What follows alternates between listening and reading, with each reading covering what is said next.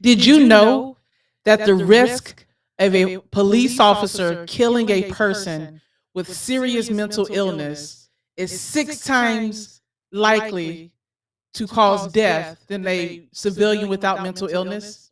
And that number goes up significantly when the person with mental illness is a person of color. We're going to be discussing that and more in today's broadcast. Stay tuned right after this.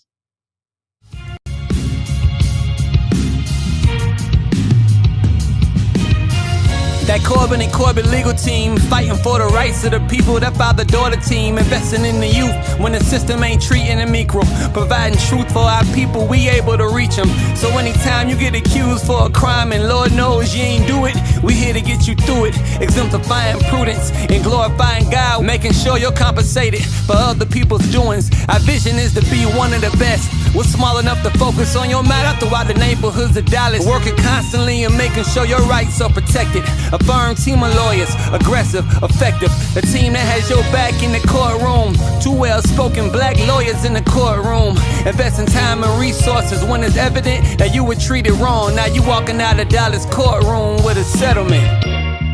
Corbin and Corbett, the father-daughter legal tag team that has your back in the courtroom.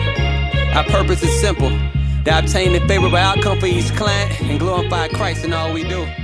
Our vision is to be one of the best and most... Hello, legal rebels. This is attorney Chloe Corbett, also known as the Duchess of Justice, and with me I have Attorney Augustus Corbett, aka the Minister of Justice. We are your defiant lawyers. We provide legal analysis of trending politics, policies, personalities, and pop culture to empower you, yes, you watching right now, to defy this unjust legal system. Before we get into today's broadcast, why don't you go ahead and leave us a like, below, but hit the like button below. Excuse me, y'all. I don't know what is wrong with my words today, but hit the like button. Go ahead and make a comment, introduce yourself. We want to interact with you during this live show, and share this video with your family and friends so that they too can become a part of today's broadcast. With that, Dad, how are you doing today? I am doing fabulous, Chloe, and I hope you are. You're certainly looking fabulous. Thank you. I'm feeling well, feeling very well. I have a lot of energy because I worked out this morning, so my energy levels are high, and I'm so excited to be up here to discuss this topic with you today. Yeah, it's a very important topic and very sad topic as well. It's a crisis, actually. It and is. It's one that we need to discuss. We see it every day in our practice. We see it every day across the nation.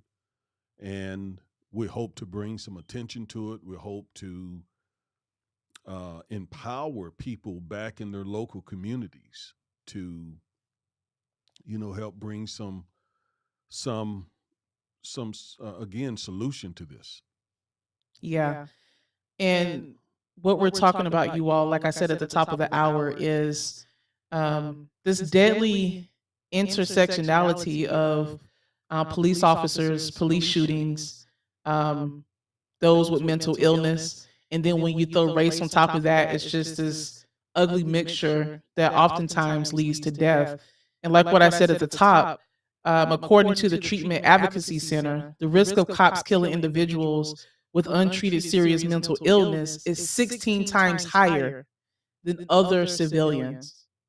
And that number goes even higher when the person with mental illness is also a person of color.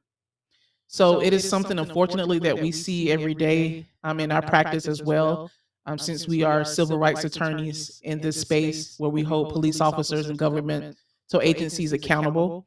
And we really wanted to bring this crisis to the forefront for our listeners and viewers so that they too can become a part of being a part of the solution and trying to figure out ways to stop this deadly intersection.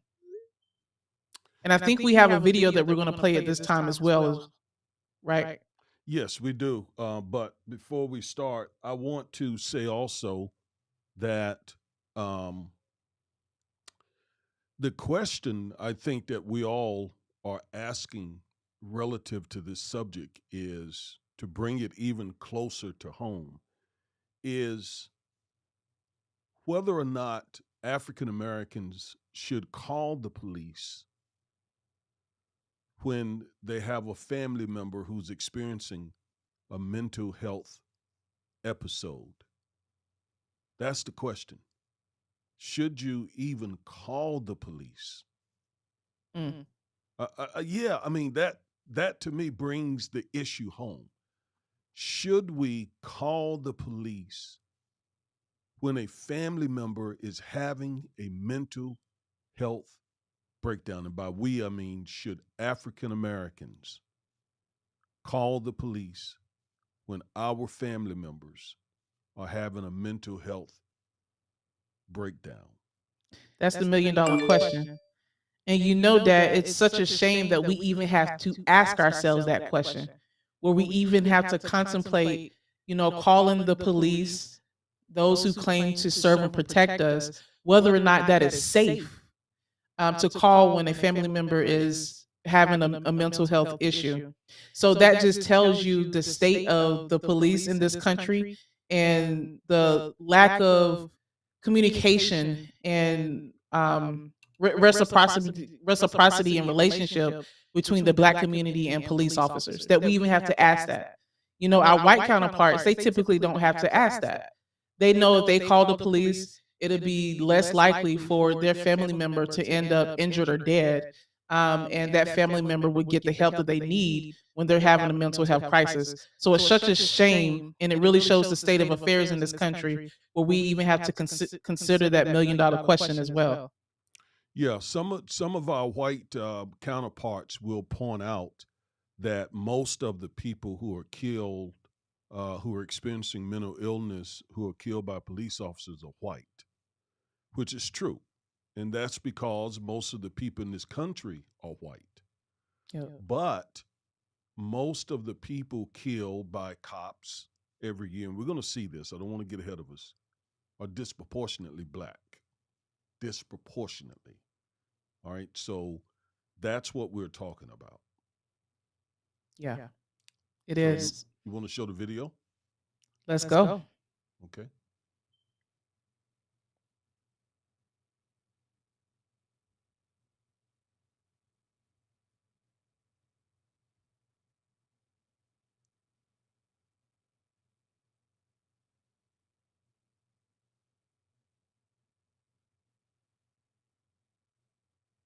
First of all, can you hear this? We don't hear it, but we do see the picture.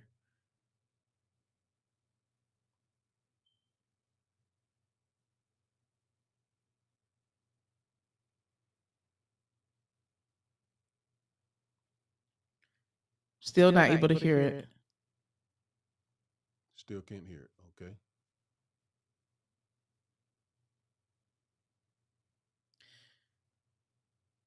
While we wait for the audio, what we're showing you all is um, video of a young man who was dealing with mental illness, who was in the middle of a mental health crisis. Um, the young man's family members called 911 to try to get help, and you all will see what that interaction was. Do you hear that? I hear it, but it's a little low.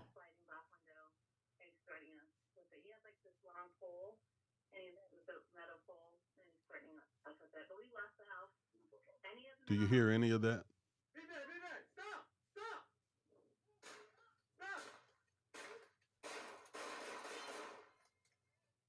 I'm going to go back because I think there's a way that I can help you hear it here. Let me give it a shot. Let me see. And we want to welcome everyone who is joining us on today's broadcast. Go ahead and give us a shout out, say hey, so we know you're here. I see Alicia's here. What's up, girl? Good afternoon.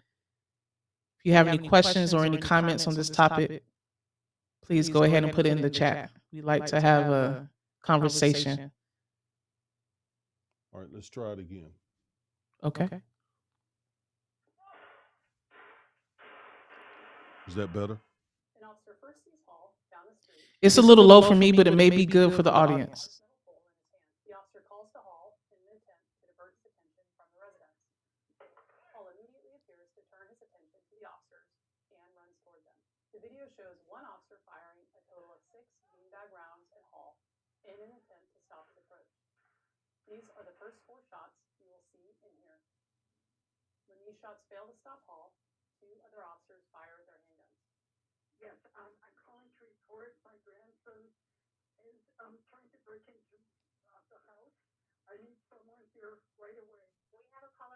This is a call from the grandmother.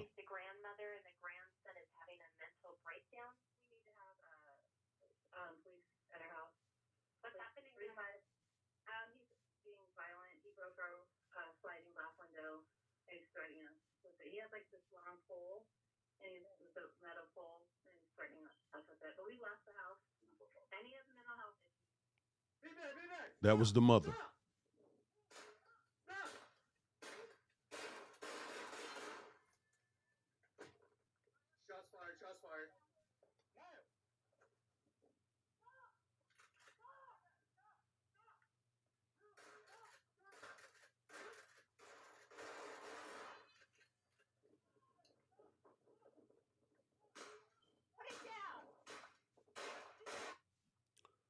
I think that's enough, Chloe.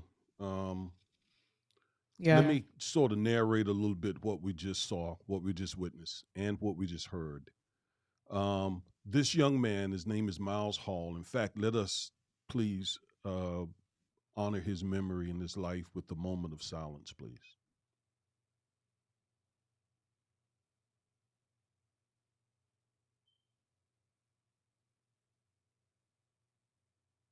Thank you all so much. Our condolences go out to the family of this young man, and we pray he's resting in peace. Now, this young man had reportedly a mental health episode, okay? And as a result of that, his grandmother and his mother called 911. And the absolute worst imaginable thing happened. They called 911 trying to get help for their grandchild and their child. The police shows up and shoots him dead. Mm. As a parent, I couldn't imagine, quite frankly. You're calling the authorities to get help with your son. He hasn't done anything to deserve death. He's having a mental health episode.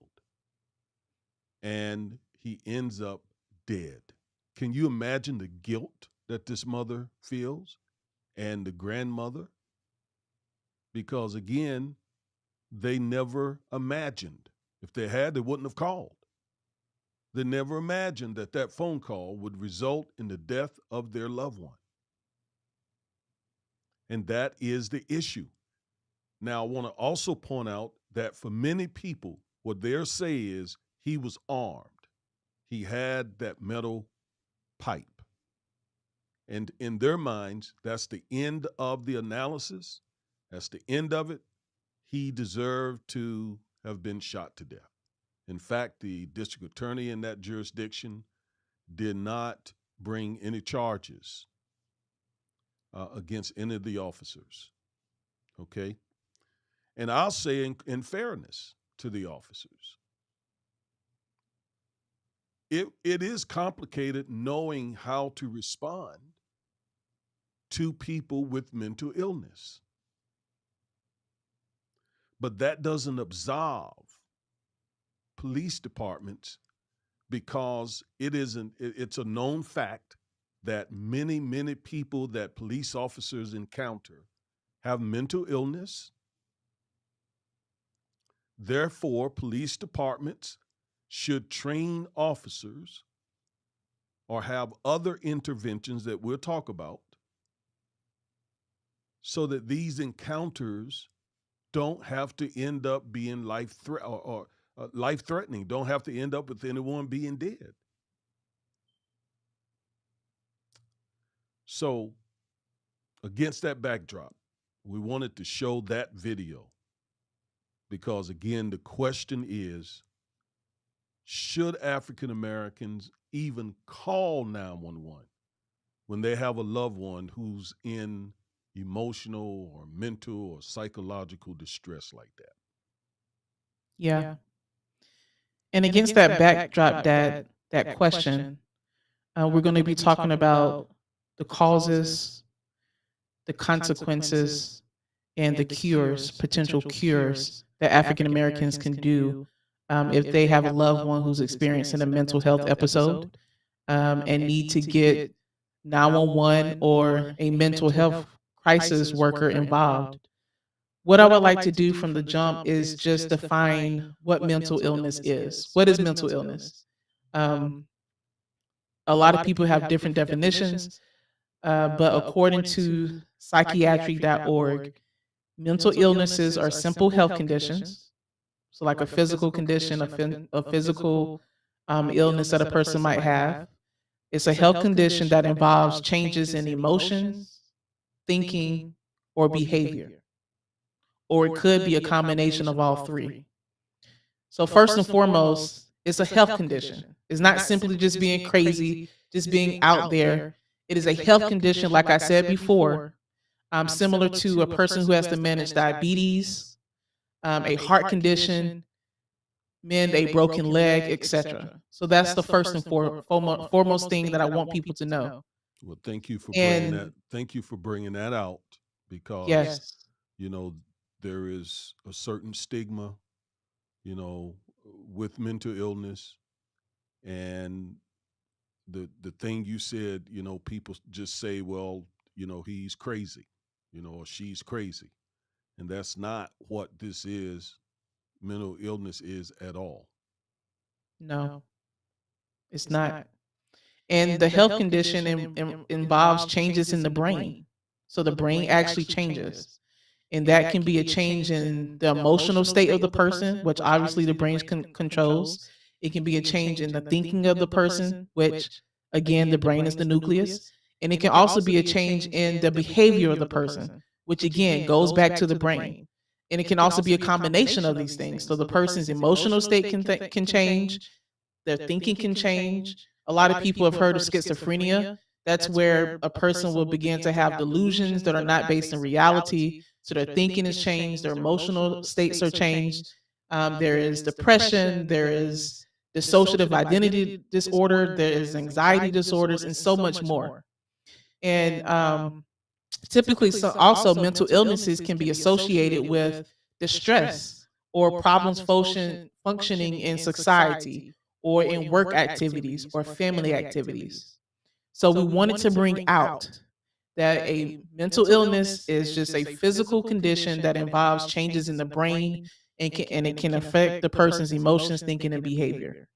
And in fact, according to psychiatry.org, nearly 1 in 5 US adults experience some form of mental illness, and that number goes down to 1 in 24 have a serious mental illness, such as schizophrenia, bipolar disorder, that really wreaks havoc on their lives.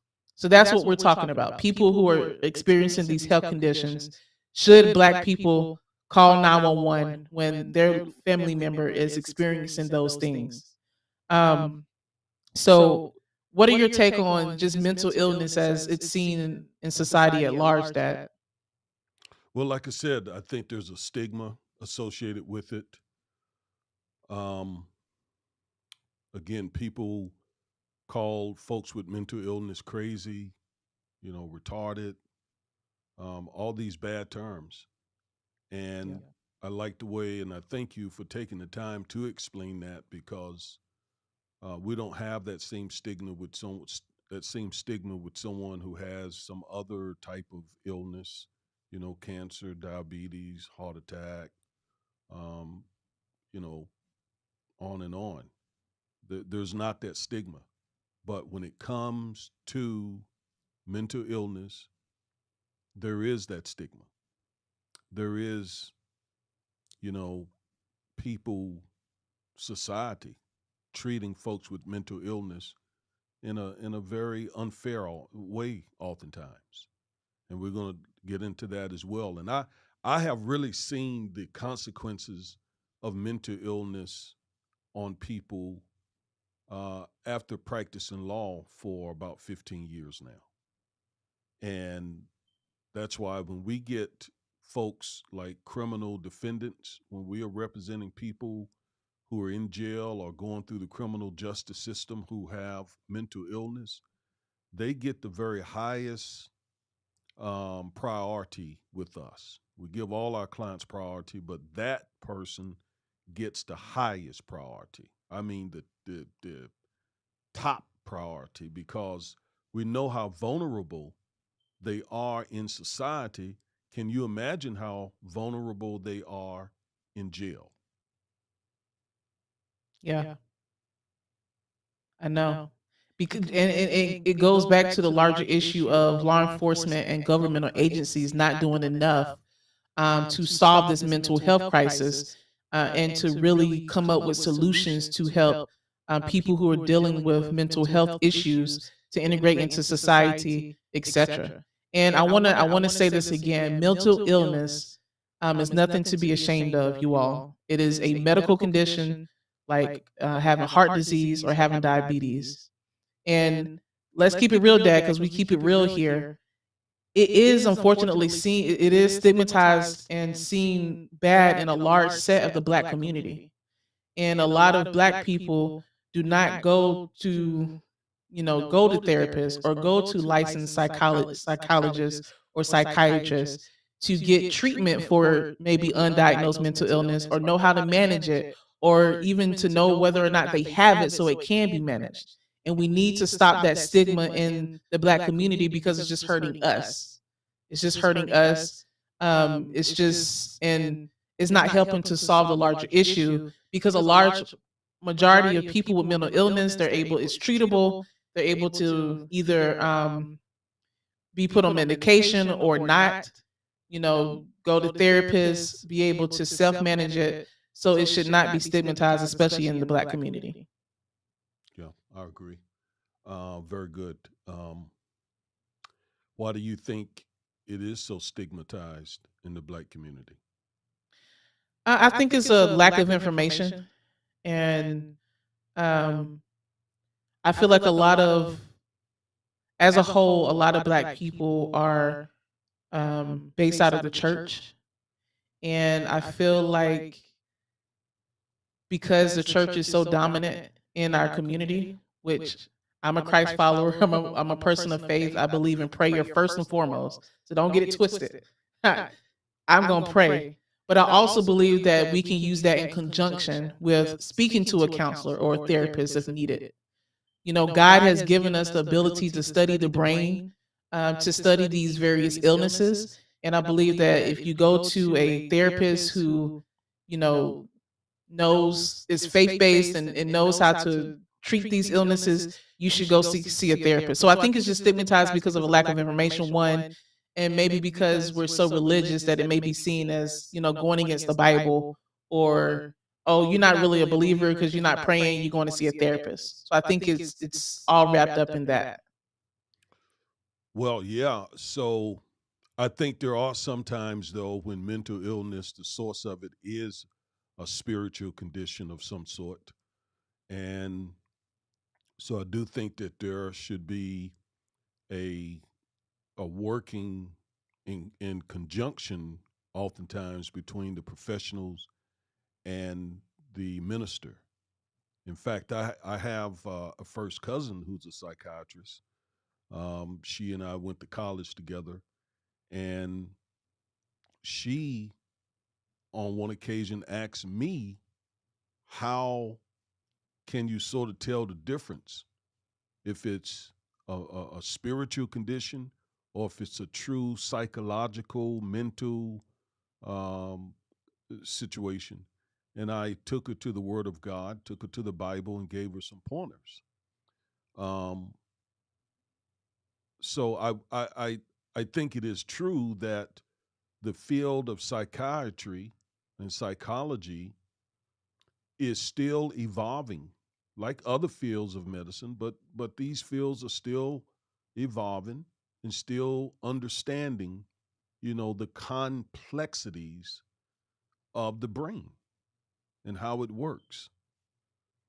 Yeah. Um, so sometimes I think there should be, um, the ministry and medicine working together when folks are dealing with these mental, psychological, psychiatric, um, emotional problems, spiritual Yeah. problems. I agree. And I want to point out something too, leading us back into the criminal system and when mentally ill people interact with the police.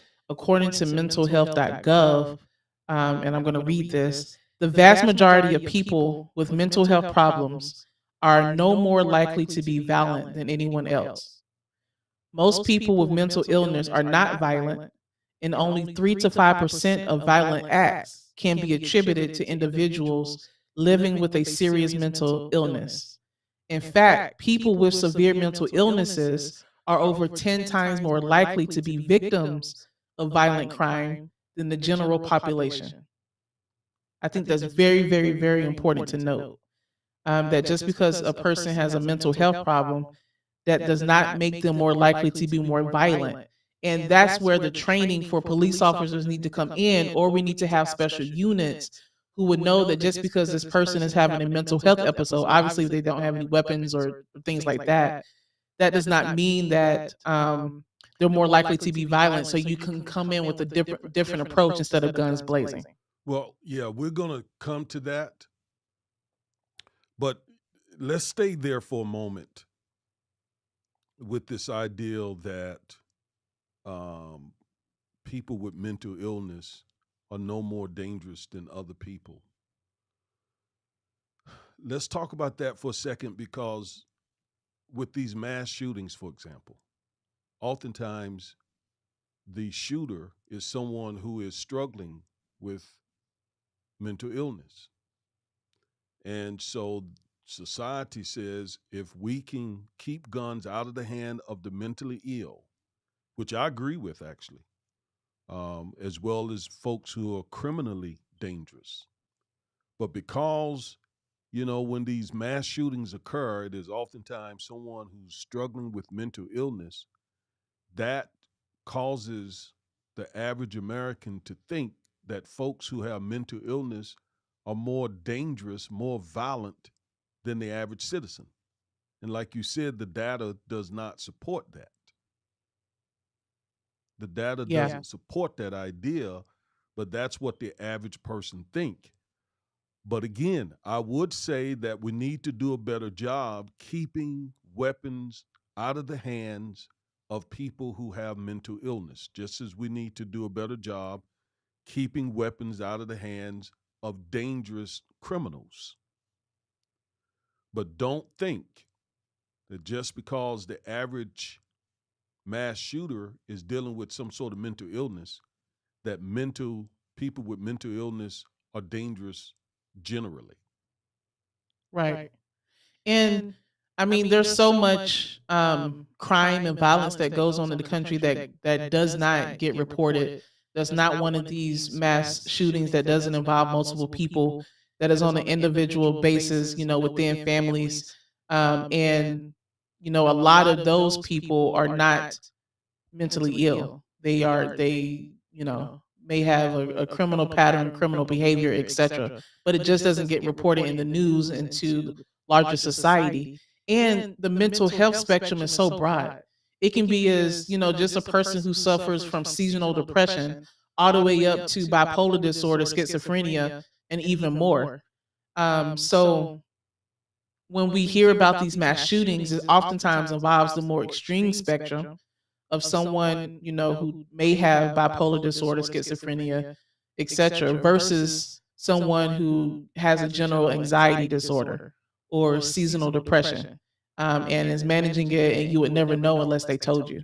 So it's just such a broad spectrum, and it's not just the schizophrenias or depressions. Is something that can affect our ability to have daily function in life.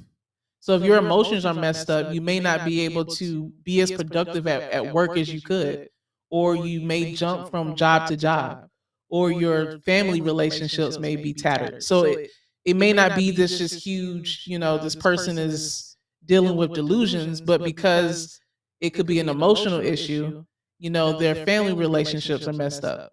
So it's just so broad. We can't just paint it all with one broad stroke, is what I'm trying to say. Well, in fact, that brings up another topic before we get back specifically to what we want to talk about, and that is the mental health diagnosis, spectrum, is it too broad? Does it include things that or conditions that you know like you said, if you're sad, or if you are situationally depressed, under some definitions, and I may be exposing. In fact, I know I'm exposing my ignorance to this whole mental health space. In fact, we're going to bring on your mom. We're gonna have her to call in because I think she can really contribute right here, having Yes. worked in this space for 25 or so years. She is always educating me on this. Um, but go ahead and answer that question for me while I get her on the line. I mean, that's a great question, Dad. um, we have something called the DSM, which is the Diagnostic and Statistical Manual of Mental Disorders, that kind of categorizes these mental disorders and these mental health um, diagnoses. And it is pretty broad. It goes from DSM 1 all the way to DSM 5, the last time I checked. For those who don't know, I did major in psychology in undergrad, so I did study this extensively. Obviously, I'm a lawyer now, and I've been studying the law. But I do remember, studying the DSM and these various illnesses in undergrad to get my bachelor's of science in psychology. But it's a good question, Dad. I think it's good to have it that broad because a person who is dealing with maybe seasonal depression and may not know or may not be diagnosed with it may think, okay, something's wrong with me. Something's wrong with me as a person. Versus if they go to a licensed professional and they realize that no, this is a mental health disorder, this is a medical condition, something that has to do with my brain, that might be able to give them more tools to deal with their depression or their feelings versus them just thinking this is just who I am as a person. So I think it being that broad is pretty good. I just think the public, and more specifically in this context, law enforcement need to be educated and trained more on how broad it is and on what it looks like when they interact with someone who may be diagnosed with a mental illness or undiagnosed or untreated as well. All right, I think I have your mom on the line, and Hey, Ma. Hello. Hello. How is everyone? Good. we're Welcome good. to the show. Thank you. Thank you. Glad to be a part. You all are doing a very good job discussing this. Well, I was showing my ignorance in this space. Like Chloe said, she majored in psychology, and you worked in this field, not specifically psychology, but social science, for 25, 30 years. And so I felt the need for me to put my hand over my mouth and stop talking because people who are educated in this area were going to start saying, "Ooh, he is really ignorant about this." So I said, "Let me get my better half up here." So Chloe addressed the question. And by the way, you all, we're going to start doing this going forward. We're going to start having some folks call in, like you see on some of the serious channels. Going to We're a start taking serious some. channel, Dad. Hold up. We are a serious channel. Well, I We mean may not have the serious. numbers yet, but No, I mean serious. The net that you have in oh, your the car. networks. Sirius Okay, my XM. bad. Sirius XM. Yes, exactly. Oh, okay. No, we are a very serious channel. You're absolutely right about that. All right. Okay, so So, Chloe, you did a good job answering my question. I wanted your mom to get in because she and I have discussed this so many times. So, Tony, my question, I don't know if you heard it, but No, I did not. okay, my question was or is um, whether or not this whole mental health is diagnosis, are they too broad? Does it include things, for example, like, I mean, you're just having a bad day or you're dealing with, some situational depression or something. And then somehow that gets included in what is now mental illness. So we're going to give you a couple minutes to try to, educate us about that, and then we're going to get back to our topic. But like Chloe said, welcome to the Defiant Lawyers, and you got the floor. Okay, thank you. I think, of course, sometimes people may think that the mental health field is too broad, but I think with the medical professionals in that field, the psychologists and psychiatrists and therapists and counselors, they have been trained and they know when to actually diagnose someone with a mental illness. They realize if it's just a situational event going on in someone's life, they're not going to put a label on that person. So they have the mental health community and the organizations that overlook and oversee the mental health field. They have certain criteria that people have to meet in order for them to get a formal and a clinical diagnosis, from my understanding. So if someone lost a loved one and they're feeling sad and down, feeling depressed, they're not going to say, okay, now you're suffering with major depressive disorder. Okay, they're going to realize, because they would gather information from you, understand what's going on in your life at that moment. They're going to say this is more likely situational depression. We'll just keep an eye on it. Come back to me, in 2 weeks or something of that nature, and we'll see how you are doing. Because a lot of times, my understanding is it has to be where you are showing signs of mental illness over a period of time, and not because of just, one situational, as Chloe said, a season in your life. So Okay. they definitely have criteria that they have to abide by and comply with before they slap a diagnosis on you. Okay. Does that Well, make any sense? that does. And, It does. I'll push back just a little bit here. One of the things I write about in my book is how African American male students in public schools are typically overrepresented in special education because of the sort of overdiagnosis of mental illness with, in our community. Well, Yes. uh, Now, of course, now I agree that, of course, in any field, you can have some providers who um, are showing some prejudice or biases or discriminating and are not being as thoughtful as they should be, even as professionals. And we would tend to have an overrepresentation of young men or young people of color diagnosed with ADHD or ADD. So, I mean, I think that's in any field. You can have people who are very good professionals and others who are not as good. And they will just overdiagnose the same way you have medical doctors who overprescribe medication and opioids, you know? yeah. And I want to add this too. A learning or intellectual disability is different from a mental illness. Um, Right. so yes, black boys unfortunately have been seen as having intellectual disabilities. You know, that just comes from the racism and things that you talked about in your book, which I encourage everyone to go read. We'll put it in the description, how public schools fail black boys. But that different, there it is. There it is. We'll link all of that information down below. but that is being diagnosed with an intellectual disability is different from being diagnosed with a mental illness.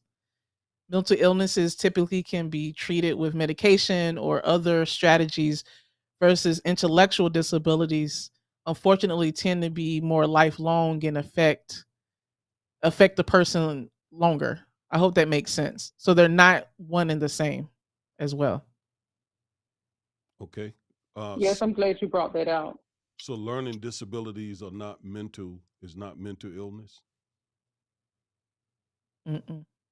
Right, Okay. All right. right. There is a distinction. All right. Well, that's the very reason why we wanted to get you on the line here. Now we're gonna, sweetheart, we're going to um, move more into our topic. We'll let you go, but we may be calling you back later. Okay. No problem. Okay. Thank you, Mom. Bye Thank you. bye. Bye bye. Mhm. All right. So we getting a little sophisticated here, you all. We getting a little sophisticated here. Oh, On the next broadcast, we're going to have a section where you all can call in and make a comment, ask a question, and we'll respond to it. So stay tuned. That information will be provided on the YouTube community page as well. and when you all see me doing this stuff here, different things, please keep in mind I am producing the show while I serve as a guest host. Yeah. So, Have a uh, section where you all can call in and make a comment. I'm gonna give it up to you. Ask a that question, and we'll respond to it. So stay tuned for that information to be provided on the YouTube. sorry that Being that the that executive shouldn't happen. producer But and I hosting, I y'all want give it up for Augustus Gets Justice in the chat. Let him know that you appreciate all of the hard work that he does because it takes a lot of work to produce this show, to put all of the clips together, to get all of the equipment set up. So I want to share right now publicly. I appreciate it. thank you very much. Thank you very much. And so can you all hear me okay, right? Yeah. Okay. All right. So let's look here, Chloe. We got some comments here from folks that we want to get to, but let's get back now to this one single question um, of this one single question of whether or not Black people should call the police when they have a family member who is dealing with mental illness and are having an episode. Okay. Um, let's see. All right, Sister Ave. Sister Ave. And I thought, in fact, I think Sister Ave is in this space as well, professionally. And she has made a comment. She said, "It is best to call a crisis line. The law does not understand it and treat them as criminals." All right. Okay. Sister Ave says psychotherapy is very important. This is how you work out your soul salvation. In a number of instances, discernment is key. Um, all right, very good. Those are good comments. Thank All right. you. Yes, thank you, Sister Eve. Now, let's move deeper into our topic. In a number of instances, discernment is key. Um, all right, very good. Those are good. Do y'all hear that? Yeah. All right. Yes, thank you, Sister Eve. Got rid of it. All right, here we go. Chloe, you pointed out twice already. Actually, let me make one correction. In your intro, you said that the risk of cops killing individuals with untreated serious mental illness is 6 times higher. When you got into your intro, you corrected it and said 16 times higher. So I want folks to know what it is. It is 16 times higher, not 6, but 16 times higher. And shout out Chloe here too, you all, because again, it is not easy sitting behind the mic and doing all this stuff. You can easily have those Freudian slips, and I do it all the time. But she and I want to be accurate on these things, so Mhm. we will correct each other. And so it is Thank you. actually 16 times higher than other civilians. So that tells us a lot right there. I mean, mental health, people with mental illness are the victims quite often of police shootings. And then this is from the Treatment Advocacy Center, Chloe, it says by the most conservative estimates, at least 1 in 4 fatal law enforcement encounters involves an individual with serious mental illness. 1 in 4. That's, what is that, 25%. When data have been vigorously collected and analyzed, findings indicate as many as half of all law enforcement homicides ends the life of an individual with severe psychiatric disease. That's why we're doing this today. I mean, half of all law enforcement homicides involves an individual with severe psychiatric disease. We just saw that with that young man, Miles Hall. And again, for some people, they say, he had a pipe, he ran at the police, end of story. Let's move on. They had the right to defend themselves, etc. We're not saying that police officers don't have the right to defend themselves. We're saying that police officers need to be better equipped to deal with folks with mental illness. That's what we're saying. When your mom, my wife, worked in CPS, I can remember when the police was called to the scene, Chloe, the police and the child was involved, they would call CPS. And CPS would be a part of that encounter. Well, why can't that be done? We'll talk about that later. Don't want to jump ahead of us. Why can't that be done when it comes to mental illness? Yeah. It needs to be done because these numbers are horrific and tragic. And instead of getting the help that they need, their lives are ended. So it is up to the government because, as we know, the government employs law enforcement officers. It is up to the government to put solutions in place to analyze the causes and the consequences of what happens when trigger happy police officers come into contact with a person with mental illness. So we're calling on the government on all levels, the local level, the national level, to really hit this home so that these numbers can be changed. And, when you use the term trigger happy, we we know, I'm sorry, someone's contacted me, but when you use the term trigger happy, we know that is the case oftentimes when the victim is African American. Okay, we know that from the data. Black men are much more likely to be killed by police officers than any other group in America. Although more white people are killed by officers, black men are killed disproportionately. In addition, though, to being trigger happy, some of them, again, are just ill equipped. They just don't know how to deal with mentally ill people, Chloe.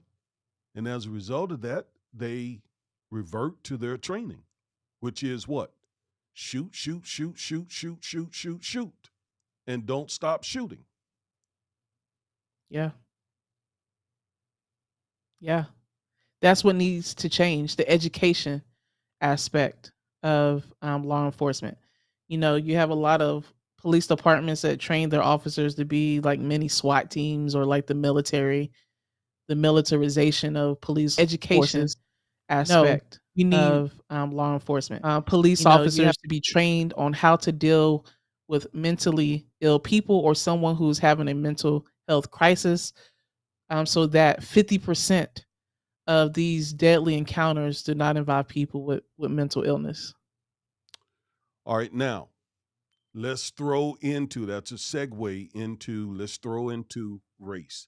So we've talked about cops, we've talked about mental illness, cops and mental illness. Now let's add another aspect to this, and that's the issue of race. And we see from this, let me put it on the full screen. Talked about mental illness, cops and mental illness. Now let's add, sorry about that. I don't know why that keeps happening, you all. But we got it on the full screen now to show that blacks, the rate at which black Americans are killed by police is more than twice as high as the rate for white Americans.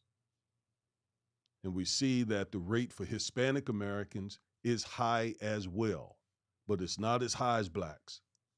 And whites are half of both blacks and whites, more than half, less than half for blacks in comparison to blacks. And then others, Asians, etc., Middle Easterns, it's even lower than that. So there is a lot of interaction and violence when blacks and law enforcement come together. And that violence is typically one way, and that is police officers killing blacks. Yeah. And you'll see here that the numbers killed for whites is 3,174 versus a black person 1,672. But look at the total U.S. population. The total U.S. white population is 197 million, and the total U.S. black population is 42 million, which is significantly less than the almost 200 million of white Americans. And what we're talking about is the proportion, the rate. So even though the actual number of black people killed is less, in proportion to our population in US society, the rate is substantially higher. That's what we're referring to. Now, here's a map. The Washington Post has been keeping a record of police shootings since 2015. And here is a map of those shootings across the country. And so everywhere you see an orange dot circle, that has been that was where a police shooting occurred. And if you look closely at the map, you'll see some parts of the map are darker than other parts of the map. So that is also data. So this is some good data here to see that police shootings are very serious, very, very, very serious. Now, Yeah. now let's talk about the past couple of years, Chloe, since the pandemic. Black people have accounted for a disproportionate 20% of the nearly 300 Americans with known mental illness who were fatally wounded, that means killed, during police shootings. Let me say it again. Black people accounted for a disproportionate 20%. And to explain what we mean by disproportionate, it means this. Black people make up about 12% of the American population. So you would expect that 12% of the people who are killed by police officers would be black. But instead of it being 12%, it's almost twice that. It's 20%. So that's what we mean by disproportionate. That tells you that police officers handle encounters with black people with mental illness different than they do all others. I would Yeah. say black and Hispanics. We just saw that the The incident with Hispanics is pretty high as well, much higher than whites. But blacks, is the highest. So I keep Yeah. going back to this question of whether or not a black, whether or not black people should call the police when they have a family member who's dealing with some mental illness and is having an episode. I remember a case here, Chloe, some couple of years back, where a mother, they showed the body cam on TV. A mother called the police on her son who was having a mental health episode. And she told them that he was schizophrenic. She told the dispatcher that. And so when the police got there, she left the house and left her son in the house. Okay? And when the police got there, the guy came out of the house with a screwdriver in his hand. And she left out just in front of him and said he's schizophrenic. And he had the screwdriver. And they said, drop it, put it down, drop it. And if I remember, I don't think he was charging at them or anything. He just had it in his hand and didn't drop it. And they shot him to death. Mm. Now, to me, that is a clear-cut case of police officers simply not knowing how to handle someone with mental illness. They shouldn't even have been called to go and handle that matter, to be honest. Dallas or whatever department that was should have had a special unit to handle a situation like that. I like what Sister Ave said. We're going to come to that in just a moment. Yeah. I have a thought in conjunction to what Sister Ave said about what that mother could have done instead of calling the police. Perhaps instead of having 911, we need to have another number that will signify calling mental health crisis centers, so that they can come out potentially and try to deal with the situation. And then if it turns to something else, and perhaps the police Yeah, we're can going to get talk involved about as that. That's in our solution section.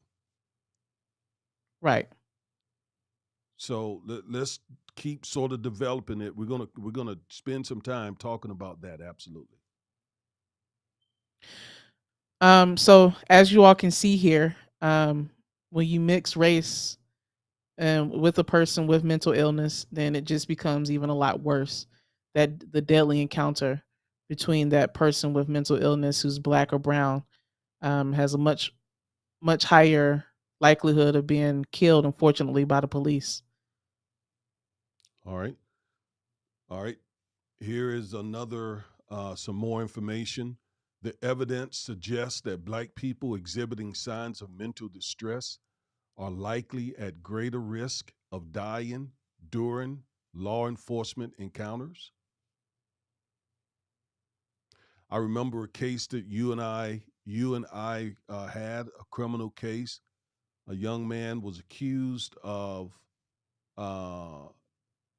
he was having a mental health episode, and he was accused of leaving his car and I think getting behind the wheel of a police car, if I remember it correctly.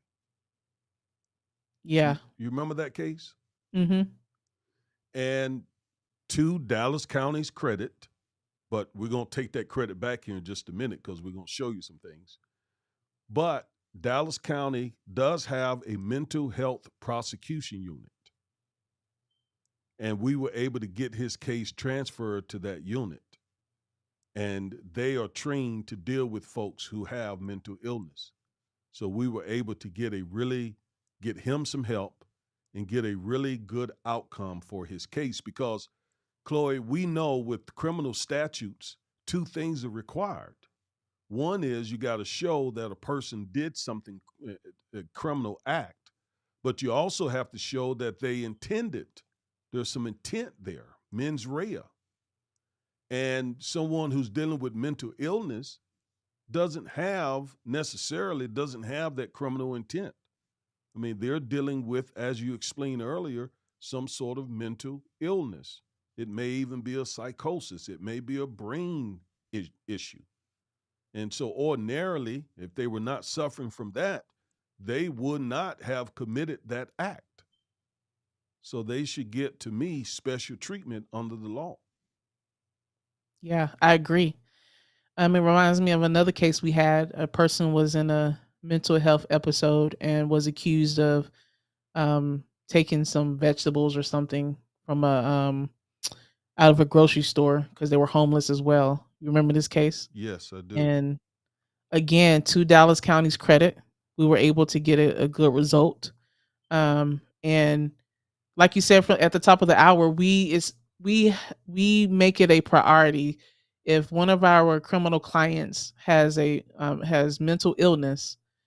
We make sure we go all out like we do with all of our clients. But we know because of this information and the statistics, how important it is to make prosecutors aware, to make law enforcement aware about these issues, about the mental health. And we've been able to do, pretty good in advocating for our clients that have mental illness in the criminal context. So it reminds me of that case as well. Yes, I Yeah. remember that case. Mm-hmm.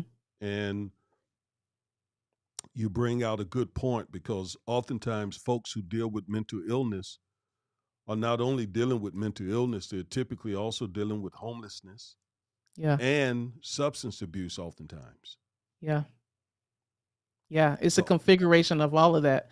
And so, as criminal defense attorneys, it's our job to educate not only the prosecutors, but the judge, law enforcement, etc.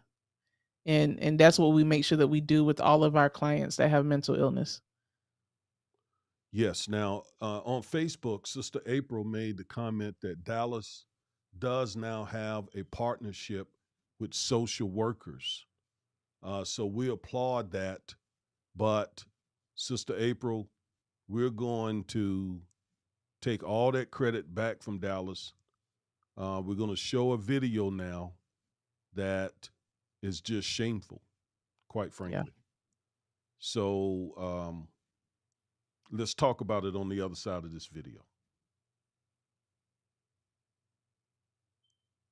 And we were having some problems with the audio.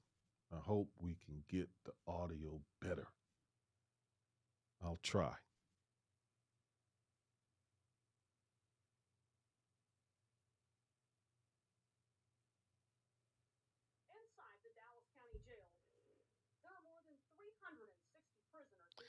It still sounds very low to me.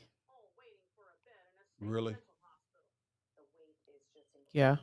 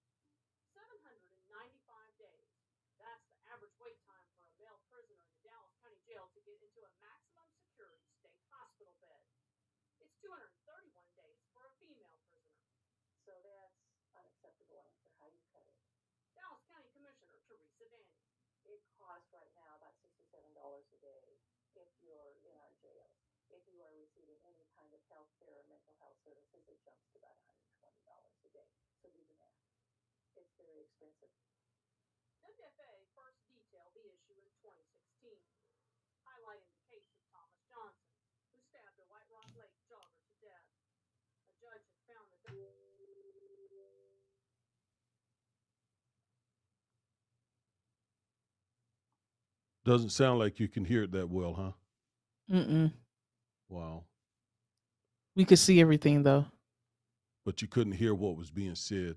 All right, so let's sorry about that. Let's okay. Sister April, here's what we were talking about. Um Dallas Morning News reported just a couple of weeks ago that some defendants with mental illness are waiting. I want to put this on the full screen. Are waiting in the Dallas County Jail for more than 2 years Mm, before being transferred to state hospitals. Let's stop right there. There's mm, more to this story. But just imagine you have been found, say, mentally incompetent, which means the case can't move forward because you can't really understand what's going on. You're not able to communicate with your lawyers. It would be unfair to prosecute you while you're in that mental condition. So the state says that this person has to be restored to competence before you can move forward. So this person needs treatment, basically, is what that means. And to get that person treatment, that person needs to be sent to a facility that has available beds. Now imagine the person having to wait 2 years before a bed is available. mm. And the crime that they are facing sometimes are misdemeanors that doesn't require but at a maximum of 1 year. Yet, you're being told you may have to wait 2 years.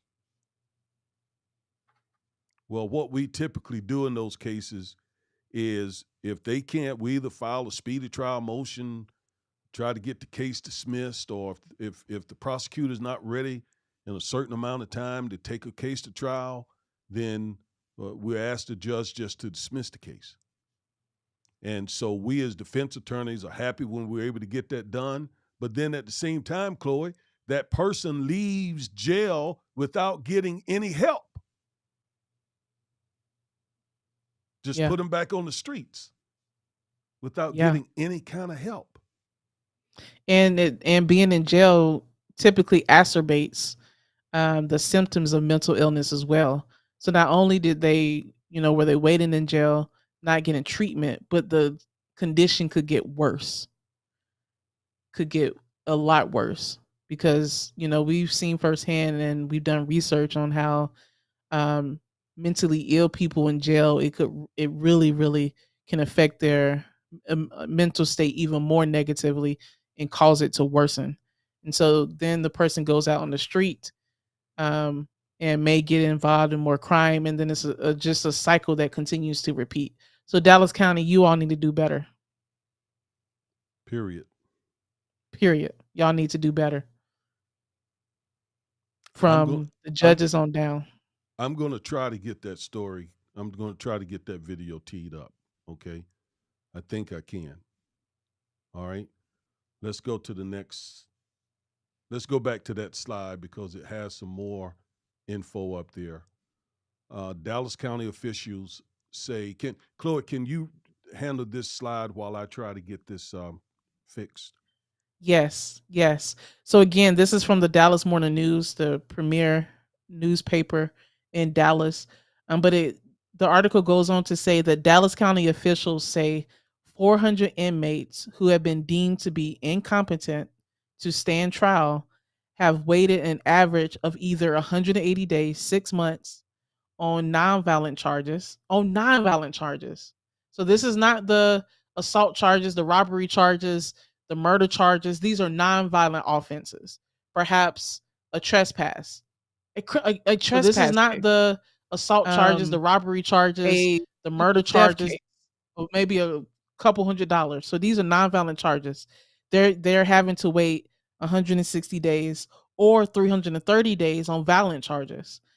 Dallas County's average wait time for a state psychiatric hospital bed is longer than any other urban county in Texas, with some waiting more than 800 days for hospital admittance, according to the state data. That is just a shame. That I mean, that is crazy. Waiting more than 800 days. Now y'all, I'm a lawyer, I'm not a mathematician, but we know there's 365 days in a month. Let's calculate that. That's a little over 2 years that these people are having to wait in jail without getting treatment, without going to a hospital, being in those type of conditions. And it's just sad. Now, the article goes on to say that Dallas County DA John Cruzo said that the wait times can surpass the maximum sentence of some misdemeanor charges, compelling the county to dismiss cases entirely. So obviously, as defense attorneys, we like that. We like getting dismissals for our clients. But the fact that they're even having to wait in jail that long for that many months, and years on end is a shame. It's a shame. And Dallas County, you all need to get this together. Officials need to come together to solve this problem. This does not need to happen. Come on, let's get it.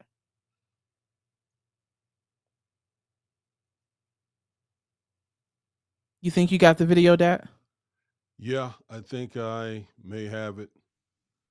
Wow. Okay. I, Well, while you doing that, I messed we up have a little bit, but go ahead. Go ahead. we have some more information about just the horrendous state of the mental health facilities in Texas. So Governor Abbott, good old Greg Abbott, cut $210 million from Texas Health and Human Services, which oversees mental health services in Texas. And his office is trying to argue that these cuts, these millions of dollars in cuts, won't impact mental health programs. However, as you see on the screen, according to Mental Health America, Texas ranks last in the nation for access to mental health services. Now, look, there's a saying in Texas that everything is bigger in Texas, and unfortunately, everything is bigger. The state of mental health, the amount of mental health people not having access to mental health services, that is bigger because we're last in the nation. So I'll call on Greg Abbott to do something. This is why we put you all in office. This is why you all are elected officials. And you like to say how big Texas is, the amount of economy and businesses that are in Texas.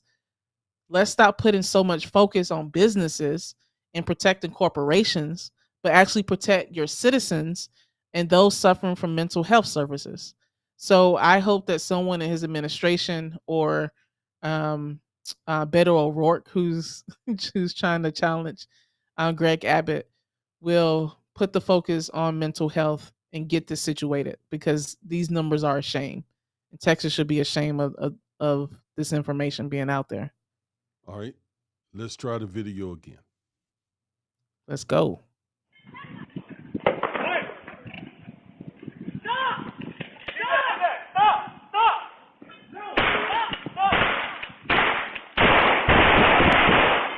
An officer first sees Hall down the street as he approaches two people while armed with a large metal pole in his hand. The officer calls to Hall in an attempt to divert his attention from the residents. Hall immediately appears to turn his attention to the officers and runs toward them. The video shows one officer firing a total of 6 beanbag rounds at Hall in an attempt to stop his approach. These are the first 4 shots you will see and hear. When these shots fail to stop Hall, 2 other officers fire their handguns. Yes, I'm calling to report my grandson is trying to break into the house. I need someone here right away. We have a caller from inside of that residence. She's stating she's the grandmother and the grandson is having a mental breakdown. We need to have police at our house. What's Please. happening there? 35. He's being violent. He broke our sliding glass window, and he's threatening us with it. He has like this long pole, and he's with a metal pole, and he's threatening us with it. But we left the house, and he has mental health issues. Be back! Stop! Stop! Stop!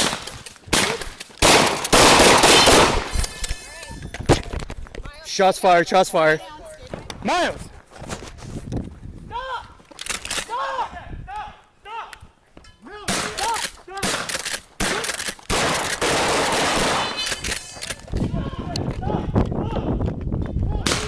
Put it down!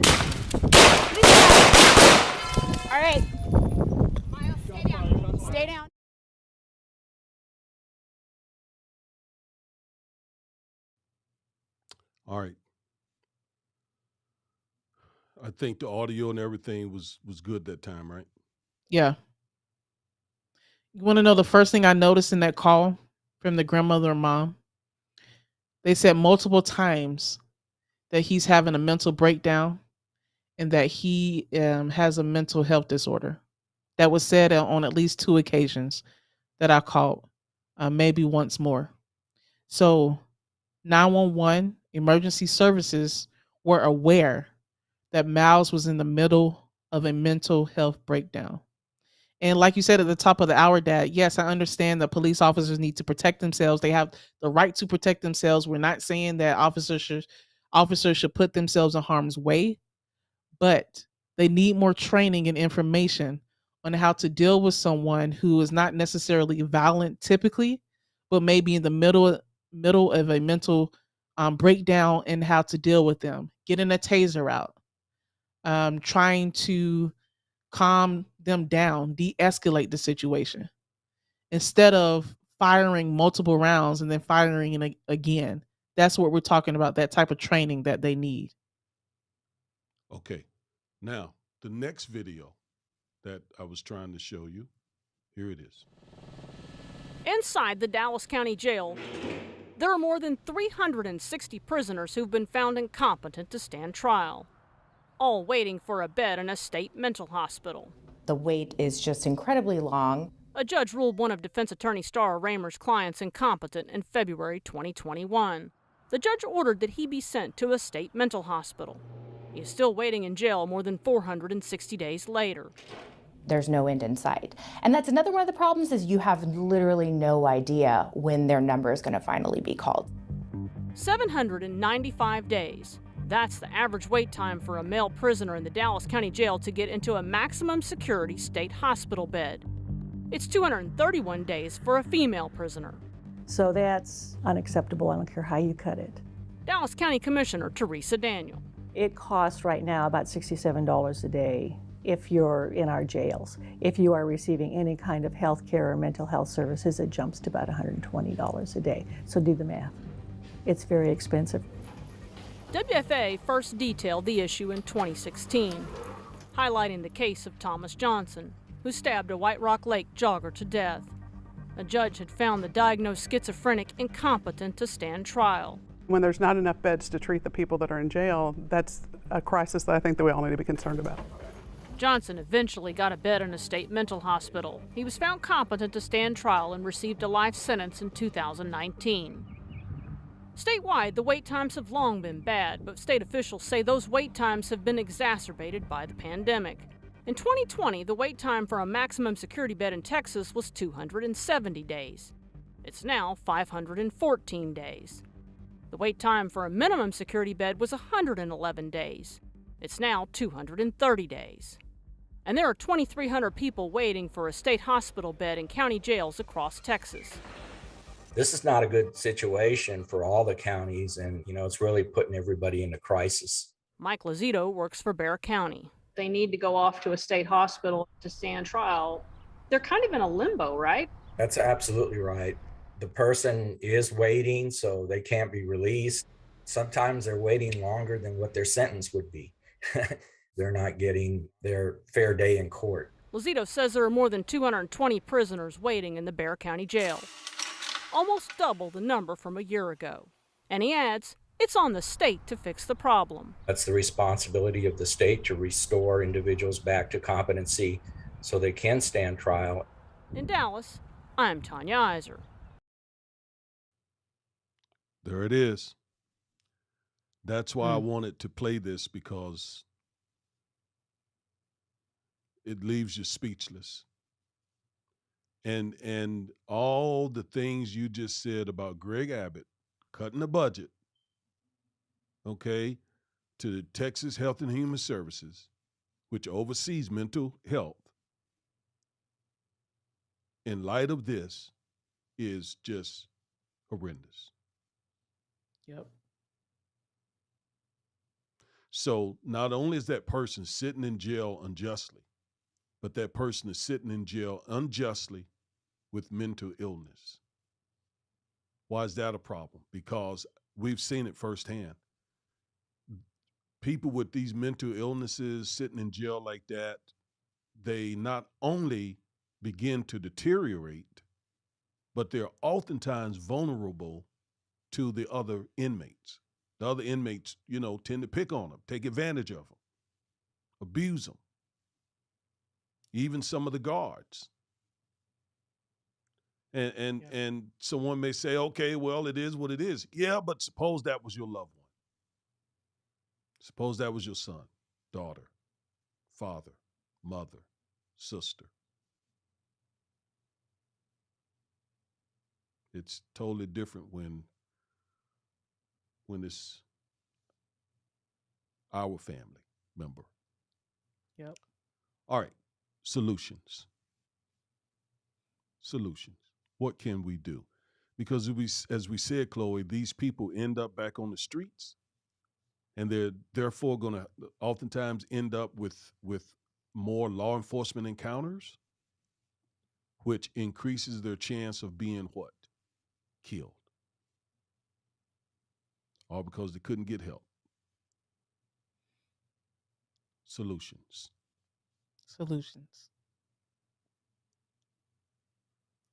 Here are several. And it's what we've said already. First of all, increase, not decrease, spending on mental illness treatment, Greg Abbott. Increase, dramatically increase spending on mental illness, as you so eloquently said, Chloe. Let's prioritize, stop prioritizing businesses so much and start prioritizing citizens. Yep. Vulnerable populations of citizens. Yep. And, okay, people may ask, okay, well, where's the money going to come from? Well, let's cut down on funding these police departments. I'm glad you mentioned that. Let's talk about that. Defunding the police. Go ahead. Let's talk about Let's defund these police departments. Let's disperse some of those funds that the police receive and put it into increasing spending for mental illness treatment. I was shocked to learn after the tragic Uvalde shooting of those precious children and teachers that 40% of the city of Uvalde's budget went to funding Uvalde police officers. Wow. And we've seen in the news. I didn't know that. Really? Yeah. More than 40%. I want to say it's nearly half. And then we saw on the news the criticism that the Uvalde police are receiving about the response to that shooting. So you have a city where half of your budget is going to the police.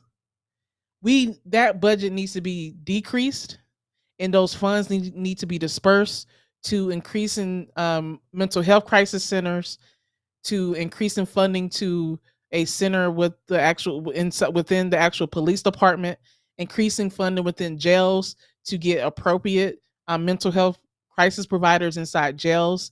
Those funds need to be taken away from the police. The police need to be defunded, and they need to be given to mental crisis providers. Wow. That may be controversial. People may not like it. They may, perk up about it, but it is what it is. It is what it is. And they can like it or not. We still got to talk about it. Yeah. Because you make an excellent point.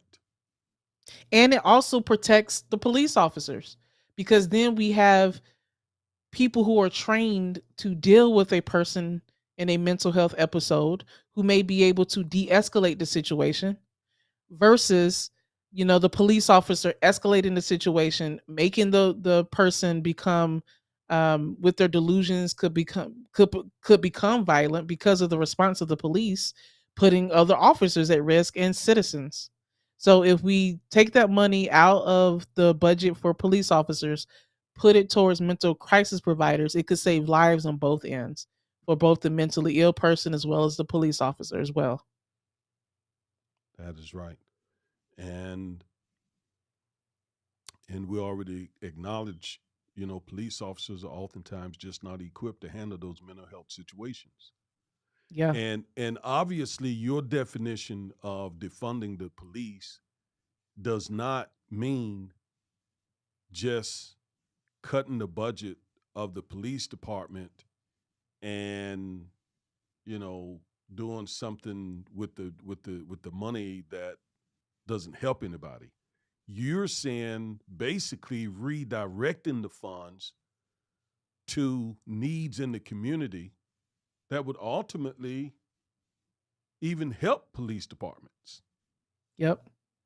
Yep. But see, this kind of conversation doesn't happen. You know why not? Because oftentimes people will hijack these kinds of conversations, will co-opt these kinds of conversations, attach a toxic meaning to a term like to fund the police, and then it gets, you know, just then it just causes arguments like critical race theory. Instead of it being seriously discussed, Yeah. instead of it being taken seriously, it becomes a caricature. Yeah. It becomes a character, some sort of misinformed clown or something. And that's what happens with defund the police. And because again, it could be a good thing. It could be a good thing if there are not hospital beds, mental health beds to help the mentally ill, and they're ending back up on the streets, and police officers are having to deal with them. Why not trim some money off police budgets to create some more beds for these people so they can get treatment, which will reduce law enforcement encounter with such people, with such conditions? Makes sense to me. And also, the 911 workers, their official name is eluding me, but I think they need to be trained in mental illness as well, so that they can properly divert the call to the proper mental health crisis center, and not just always to the police department. And I've heard police officers say, "Well, we want some of the funds to be diverted to mental illness treatment and crisis centers, because we're having to do everything, go out, try to catch criminals, go out to these mental health service calls where it's unpredictable. We don't have the training." So I've actually heard police officers say, like, hey, we support this. We support giving more fund to mental health providers so that they can go out and respond to these calls and kind of take the burden off of us. Yes. So, Chloe, I'm going to bring us back to the question. We've been talking about the deadly mixture of cops, race, and mental illness. And from that mixture, the question arises, should Black people call police when their family member is having a mental health breakdown or episode? That is the question. Okay? That's the question. And, back to some of these one or two of these solutions here. Crisis intervention teams. So not only increased spending, but crisis intervention teams, which are, from my understanding, are police officers who are, chosen to be a part of a crisis intervention team who receive specialized training. And so when a mental health call comes in, which is another issue because oftentimes the dispatchers, like you said, the paramedics and all the other folks, they need specialized training as well, because the dispatcher needs to be able to ask the correct questions and get the correct information, right? And sometimes the dispatchers doesn't even, they get the like you said in that call we heard with Miles Hall, the mother said, "Oh, and he has mental health issues." Oh, he has mental health issues. Question is, did that get to the police officers? I think in that case it did, because if I remember, what happened is the police officers actually called their unit, their mental health unit, to have somebody to come out, but they ended up killing him first. I believe it was that situation. Mm. I believe, I'm not certain about that. So I don't have the answer to whether or not somebody should call the police. We're not going to offer an answer on that. We don't want someone saying, well, I'm not going to call the police based on what the Corbetts said, and something goes awry. We're not saying not to call the police if your loved one is having a mental health episode. We're not saying that. We're just raising the question. I'm just putting myself in the shoes of some of these people, and I would be really, really, really, really, really concerned about calling the police if I had a family member dealing with a mental health. I would be very, very, very concerned. I'm just being honest. Yeah. Yeah. And the fact that they're black too. Well, yeah, That just absolutely. that doubles That the concern. I was that's the main reason why I'd be concerned. yeah. Yeah. I was watching a news story of a couple out in Washington, I believe, or Oregon, one of those. And their son has schizophrenia, and they had to call the police. He was in a mental episode, and the white woman said that when the police got there, she put herself between the police officer and her son because the police officer was becoming kind of aggressive, and she put herself between her son and said, he has mental health. You can't handle him like that. Stop being aggressive, basically. And she acknowledged, what struck me is later in the interview, she said, I know I'm privileged to be able to do that, because I don't know, I don't believe, black and brown mothers would be able to put themselves, in front of their loved one to protect themselves from an aggressive police officer. So I recognize my privilege in being able to step in and explain to the police officer that my son has mental health issues. And that struck me that she acknowledged that, as a white woman, as a white mother. And that's just the reality of the situation based on the numbers that we showed. Yes. I focused on Facebook and I neglected our YouTube folks. And I see that we had some comments on YouTube. So I want to go back quickly. I see, of course, your mom, and I also see Alicia. I think you shouted her out. Mhm. And Alicia said something that was very courageous, and I want to go back to that. She said, yes, never be ashamed of it. I have been diagnosed with severe depression, and I have to manage it constantly with the right tools. How courageous, Alicia, it is of you to share that information. And um, and I can say, knowing you, that despite that diagnosis, and I wasn't aware of that diagnosis, by the way, but despite that diagnosis, you have made a lot of accomplishments in life. And so thank you for sharing that. And it drives home the point that it's really nothing to be ashamed of. Just like someone wouldn't be ashamed of having a medical condition. All right. So again, shout out to Alicia. I wish I had my thing here working, but it's not. So I could give her a shout, a clap, but it's not working. I don't know why. Had some trouble producing today, Chloe.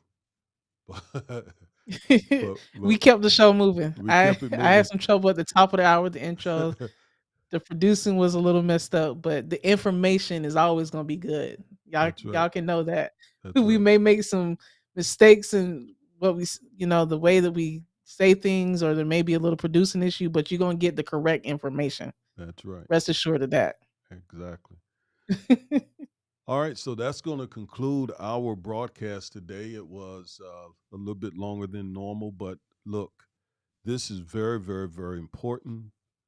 Um, I don't have the answer for you all about whether to call the police as an African American and your loved one is having mental health. I like what Abe said. Sister Abe said, call a crisis hotline. In fact, let me just put this one thing. Let me see, is it still? Yeah. This last solution. So, crisis intervention teams are within police departments, those that have them. And typically, those are the bigger departments. The smaller ones are just, some of them haven't even, there are about 19,000 different police departments in the country. And a lot of the smaller ones don't even do this. The third thing here, I really like this thing. It's called the Crisis Assistance Helping Out on the Streets, or the COHOOTS initiative. And this is what Sister Abe is talking about. This program is someone that you call, and they actually send a team of mental health experts to the person, oftentimes without law enforcement. Now, that is a serious program. I really like that. Some jurisdictions have implemented that program. What do you think about that program, Chloe, as a solution? That's absolutely wonderful. Yeah. And I think that that program started out of Eugene, Oregon. I think that's wonderful. And I think that they should be rewarded with financial assistance for doing that. I believe that the federal government should start some type of funding to where if a city has started this type of program like Cahoots, they get federal funding. So instead of, all the military spending that we're doing, spending billions and trillions of dollars on military defense, let's divert some of those funds and reward municipalities and police departments that have recognized this crisis of mental health and deadly police shootings. Let's reward them financially by creating cahoots and other initiatives that work in conjunction with the police. So I hope that someone listens to this, Well, someone let who. me just piggyback on what you just said. I'll go further and say that it's more the responsibility and duty of the city officials, like the city manager, the mayor, the county commissioners. Here we have what are called judges. Those folks who control police departments and sheriff's departments. I believe it's their responsibility to see to it that their law enforcement units have this treatment. I mean, these specialized skills, or at least a unit within their departments. I hold them accountable.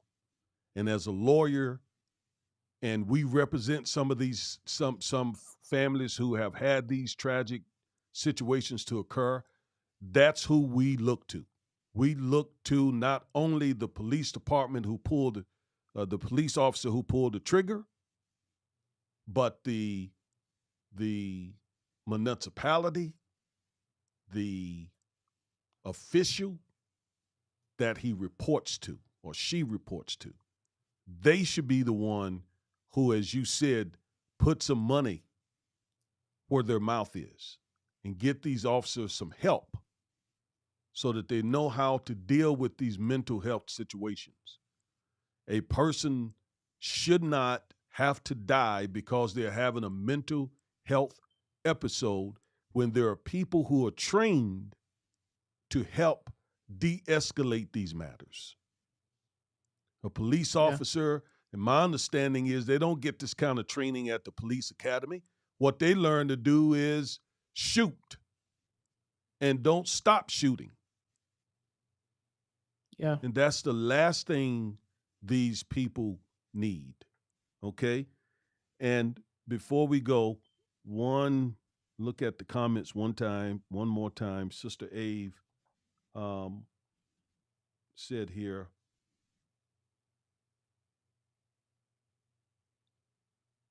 she said, as a person of color, I would think long and hard about calling the police if my family is having a mental health crisis. Call the crisis line, please. That's her final comment. And um,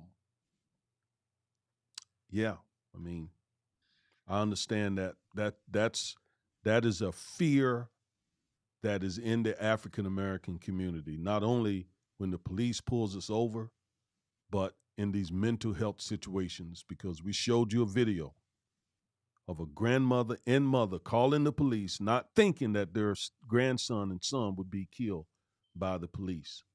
All right? Yeah. Okay. That's it.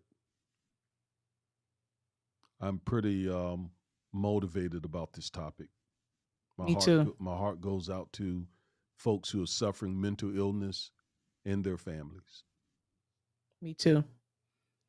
We hope you all have gotten something out of this. We hope that you all have become motivated in each of your towns and cities to hold like my dad said, the city officials, the elected officials accountable so that we can decrease this number of people who die by police when they're having a mental episode.